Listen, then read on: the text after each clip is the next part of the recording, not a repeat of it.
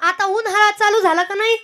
आता उन्हाळा चालू झाला. आता उन्हाळ्यात झळया लागायला लागल्या. उन्हाळ्यात उन्हाळ्याचे चटके लागायला लागले. आपल्या गाड्या झाडाच्या सावली खाली राहाव्या याच्याकरता झाडाची सावली पाहायला लागली आपण, आहे का नाही? झाडाची सावली शोधायला लागलो.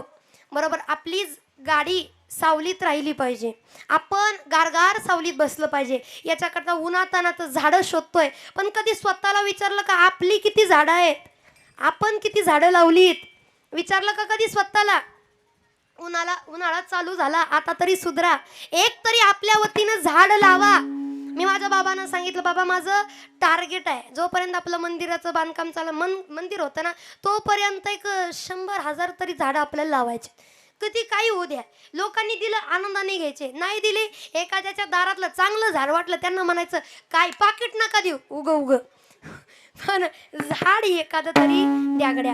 झाडे लावा, आपल्या आईवडिलाच्या स्मरणात लावा, वाढदिवसानिमित्त लावा, कशा निमित्ताने का होईना पण झाडं लावा. झाडाची खरी किंमत आपल्या उन्हाळ्याच्या झळया बसल्यानंतर झाडाची किंमत कळते. जेव्हा गारगार सावलीची आवश्यकता भासते तेव्हा झाडाची किंमत आपल्याला कळते. पण तेव्हा खंत वाटते की आपल्या वतीने एक सुद्धा झाड लावलं नाही. म्हणून या कीर्तनातनं एकच शिका, एकच घेऊन जा की आता आपल्याला झाडं लावायची, एक तरी झाड लावा.